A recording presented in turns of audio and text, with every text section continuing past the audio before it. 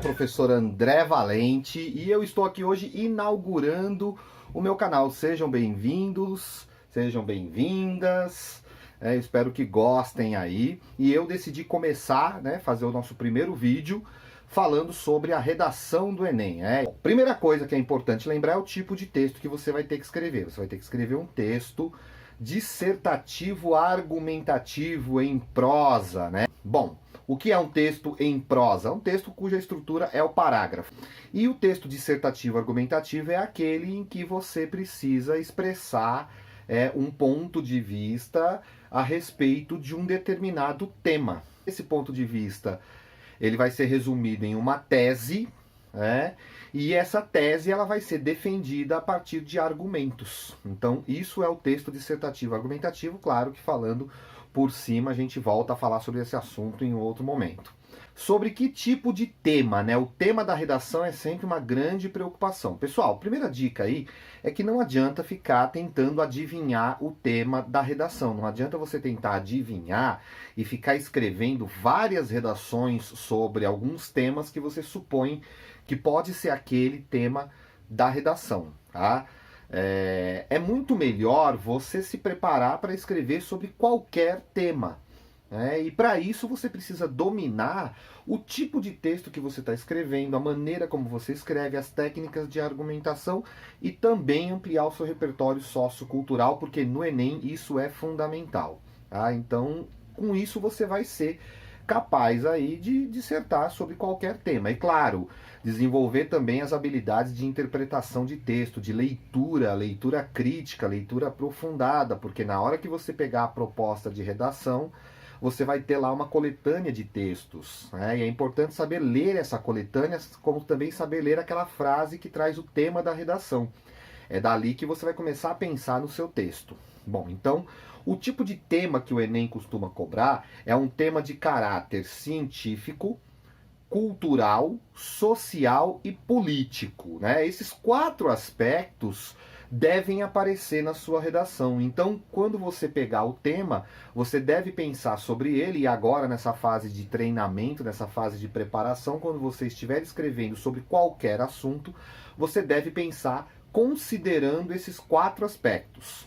Então, considerar o aspecto cultural e o aspecto social significa considerar que esse tema não pode ser tratado como algo de caráter individual, particular. Para mim é isso. Não, você tem que pensar como é esse assunto na sociedade, esse é o caráter social, e como esse assunto também reflete uma cultura, um modo de ser, um modo de pensar, um modo de agir em relação ao mundo. Quando você pensar o tema no seu caráter político, isso não tem a ver necessariamente com partido, não tem a ver com essa divisão de posições de direita e esquerda. Não é essa que tem que ser a sua preocupação. Você tem que entender que quando eles falam aí sobre o caráter político do tema, eles estão considerando se você conhece a estrutura política da sociedade em que você vive. Ou seja, se você conhece desde a estrutura do estado em que você vive, você conhece as leis, você sabe sobre a Constituição, você conhece quais são as instituições que formam o nosso estado, quais são os 3 poderes, quem é responsável por o quê, quais são as instâncias de poder. Então nós temos o governo federal, nós temos os governos estaduais, nós temos os governos municipais, nós temos os órgãos que estão relacionados a esses governos, os 3 poderes instituídos pela Constituição.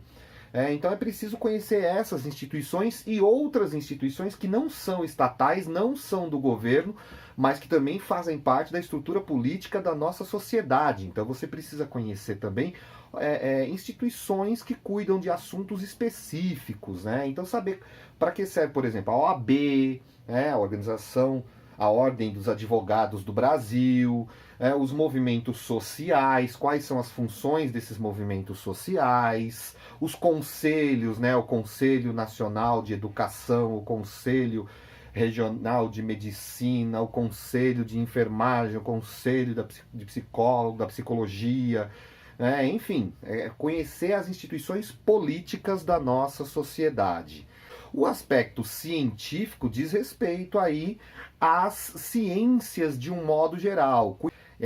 de acordo com o próprio Enem, né? O Enem é dividido em 4 áreas que consideram aí 4 áreas científicas. Então, nós temos a área das linguagens, né?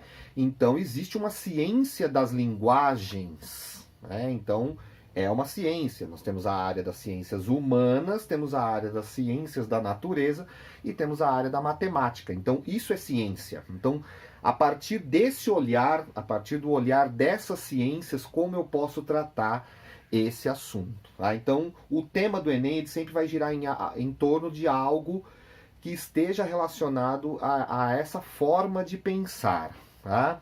Será geralmente um tema bem concreto, ou seja, alguma coisa que de fato a gente consiga perceber acontecendo no nosso dia a dia, no nosso cotidiano. O Enem não costuma abordar temas de caráter abstrato, aqueles que as pessoas chamam de filosóficos, né? Então no Enem você não vai ter um tema sobre a importância da honestidade no dia a dia, o valor da ética na sociedade, né? Não.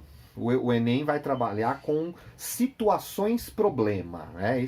O que é uma situação-problema? Como diz o próprio nome, situação é algo que está situado. Situado historicamente, situado culturalmente, situado politicamente, situado cientificamente, situado socialmente, geograficamente, né? E que tem um problema. Então, um problema pede o quê? Uma solução. Então, o Enem vai trabalhar com essa concepção de tema. Tudo bem? E aí, é preciso pensar também nos critérios que serão avaliados para corrigir a sua redação. A sua redação ela vai ser baseada em 5 critérios, que são as 5 competências da redação do Enem. Cada uma dessas competências vale de 0 a 200 pontos, a soma chega a nota 1000. Tá? Então, quais são essas 5 competências, né? A primeira competência é o domínio da norma culta, né? Chamada norma culta ou norma padrão da língua portuguesa. Ou seja, você tem que mostrar que você consegue escrever um texto utilizando aquela modalidade da língua reconhecida como modalidade padrão.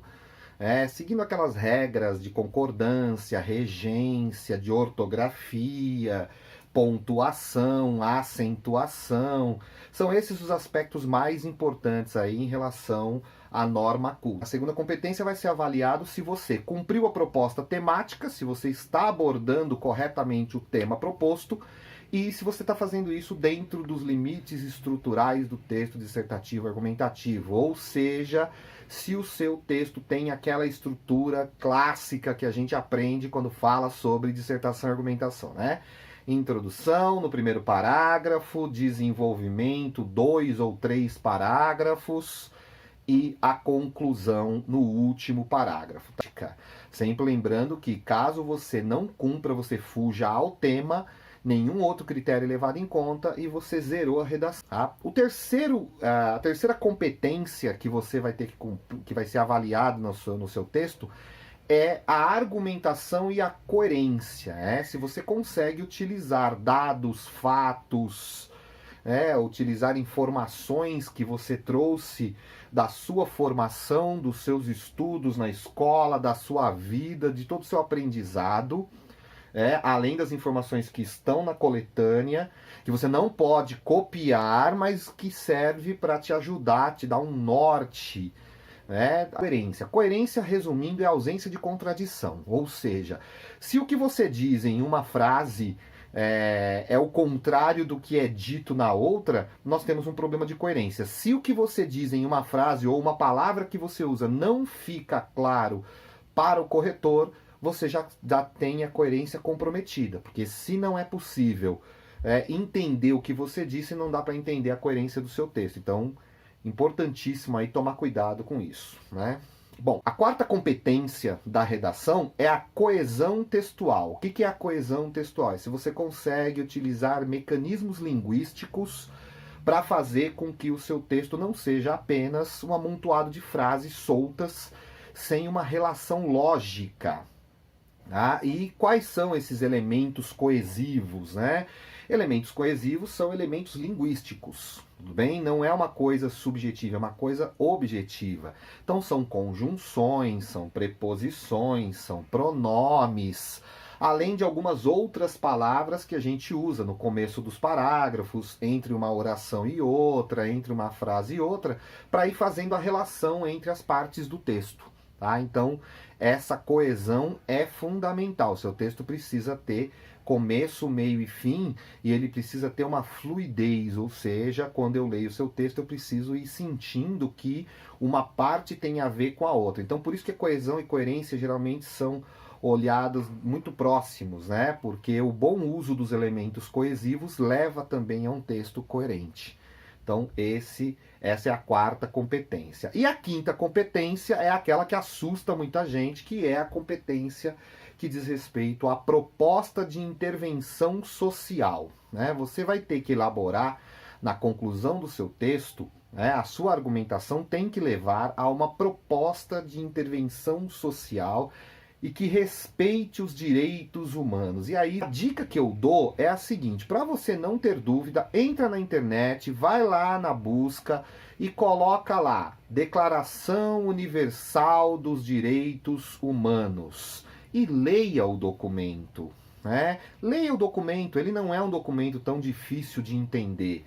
Você vai ler lá quais são os direitos humanos apontados nessa declaração. Essa declaração ela foi um documento assinado por todos os países que se comprometem a cumprir essa declaração e fazer com que os direitos humanos sejam respeitados. Por isso, a proposta do Enem traz isso no seu corpo. Né? Então, o respeito aos direitos humanos. Qualquer frase, qualquer coisa que você escreva e que diz respeito a algum daqueles direitos que estão escritos lá, vai te comprometer. Né? Antigamente, zerava a redação. Hoje, você compromete ali essa competência, a última competência.